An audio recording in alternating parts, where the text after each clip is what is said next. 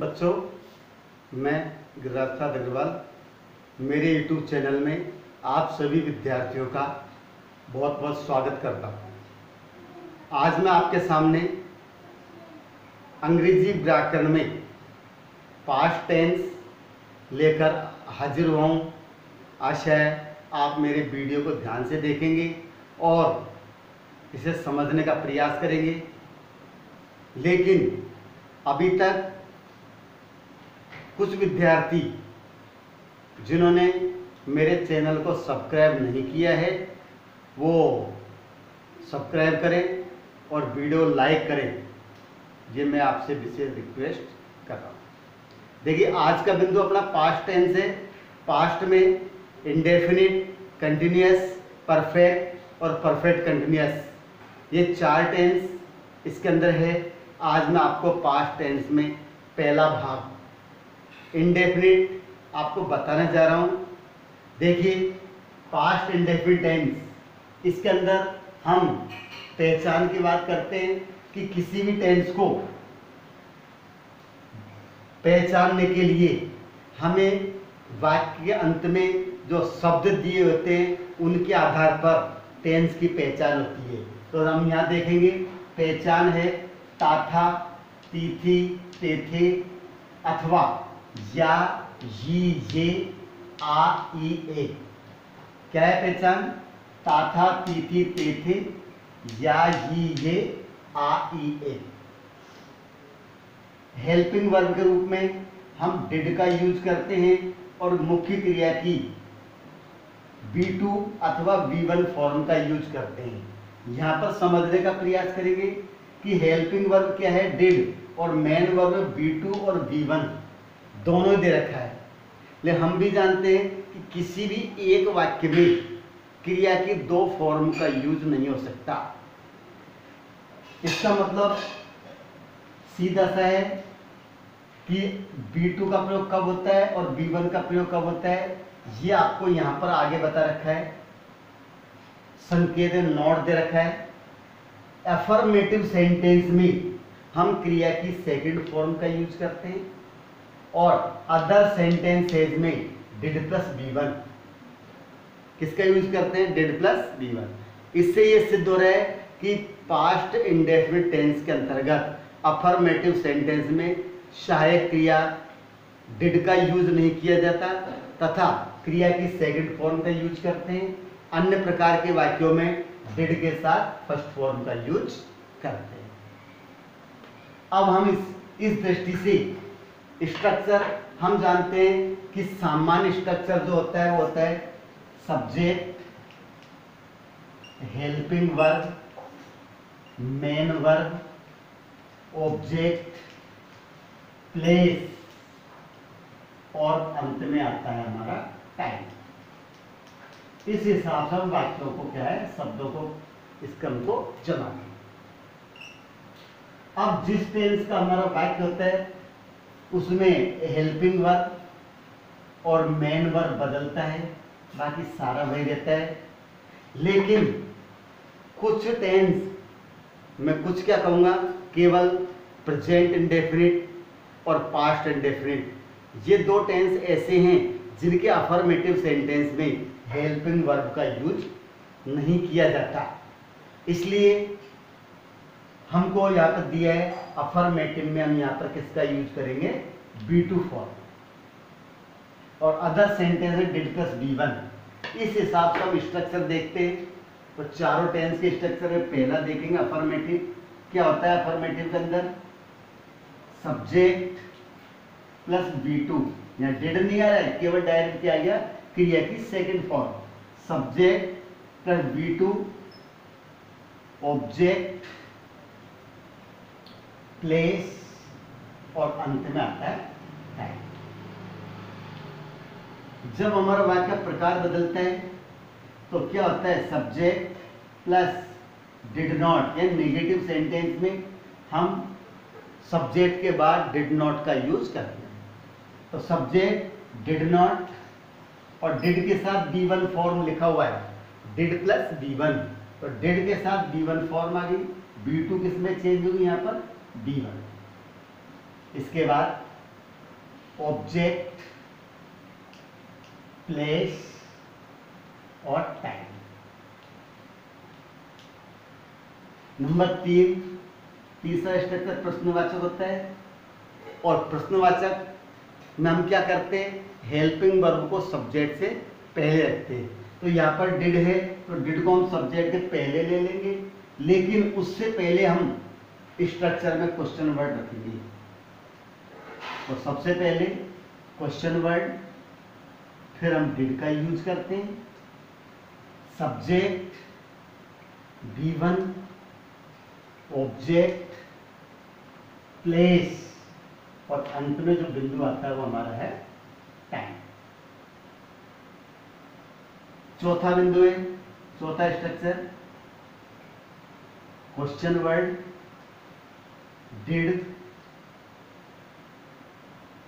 Subject not,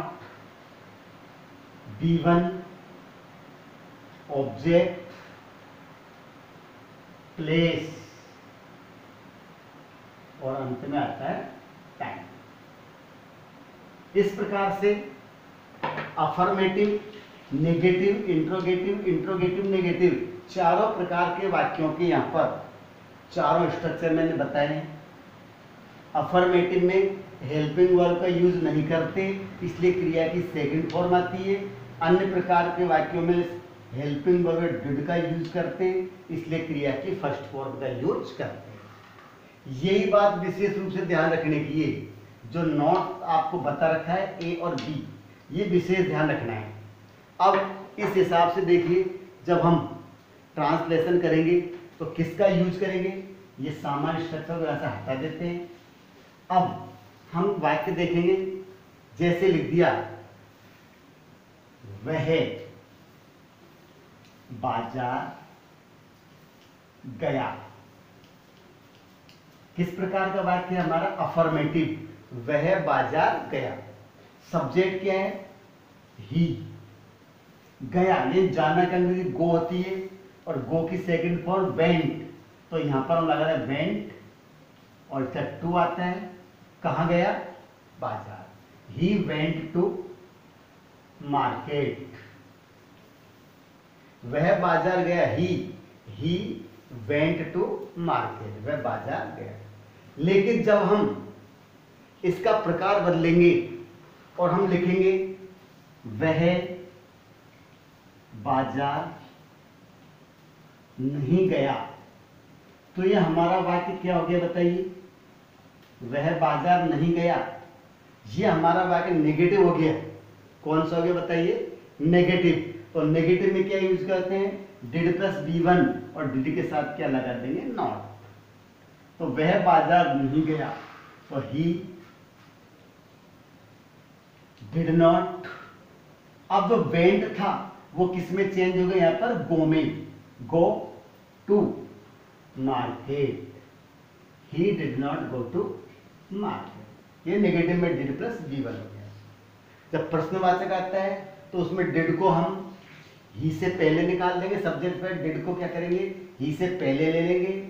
interrogative negative में did पहले और नॉट उसके बाद। इस प्रकार से हम वाक्य का रचना करते हैं, अफर्मेटिव, नेगेटिव, इंट्रोगेटिव और इंट्रोगेटिव नेगेटिव। ये चार प्रकार होते हैं और चारों प्रकार का स्ट्रक्चर मैंने आपको यहाँ पर समझाया।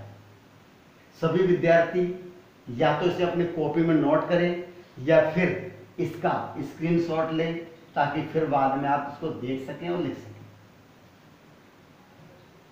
अब हम आगे बढ़ते हुए इसके रूल्स और एग्जाम्पल्स के बारे में बात करते हैं कि इसके रूल्स क्या है ट्रांसलेशन के। तो देखिए, रूल्स कुछ नहीं होते हैं। कुछ विद्यार्थी ऐसे होते हैं जिनको रूल्स लिखाने पर वो समझ में आता है, अगर उसी चीज को स्ट्रक्चर के रूप में समझा दें तो हो सकता है बालक को समझने में थोड़ी सरलता हो। फिर भी मैं आपके रूल्स के बारे में चर्चा कर रहा हूं। आप रूल्स को ध्यान से सुनेंगे।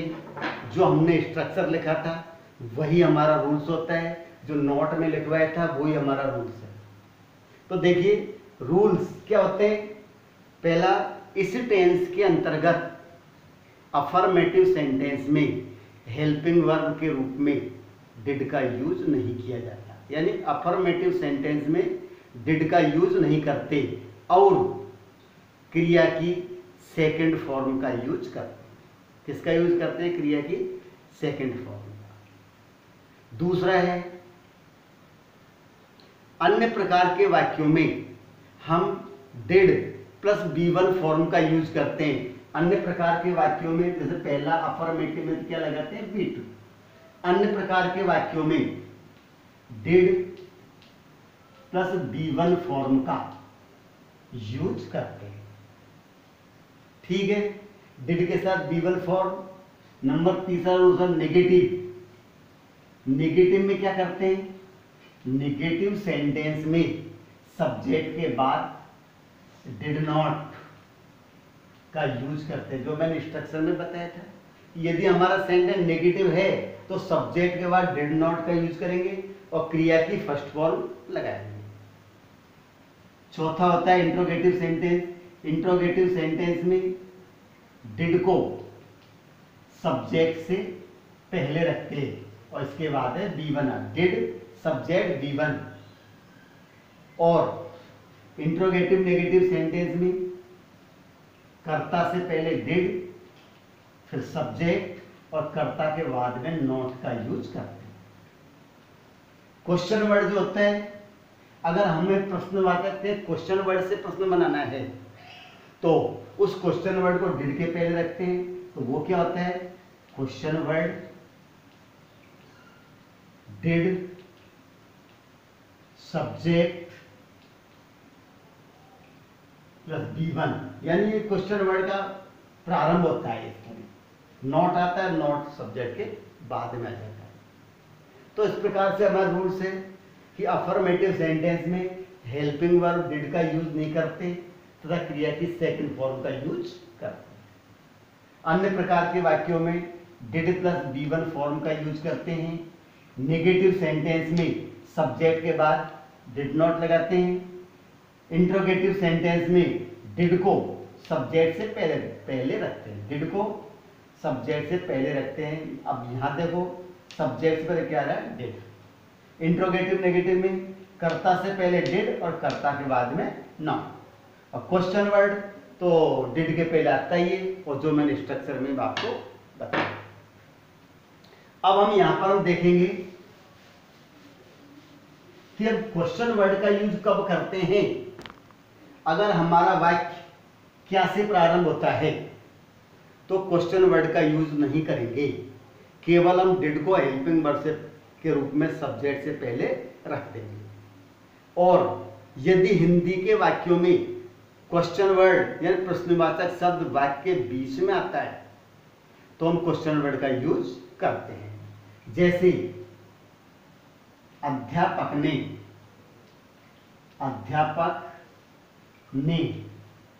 आज हमें क्या पढ़ाया। अध्यापक ने आज हमें क्या पढ़ाया। अब हम देखेंगे कि यहां पर प्रश्नवाचक शब्द बीच में आ रहा है, इसलिए हमको क्वेश्चन वर्ड का यूज करना पड़ेगा। और क्या की अंग्रेजी होती है? व्हाट। हेल्पिंग वर्ड डिड को रख देंगे, फिर सब्जेक्ट क्या है? अध्यापक। तो व्हाट डिड द टीचर। अब B1 पढ़ाया, पढ़ाना अंग्रेजी क्या होती है? टीच। तो हम फर्स्ट फॉर्म का यूज करेंगे, teach us today. What did the teacher teach us today. अध्यापक ने आज हमें क्या पढ़ाया।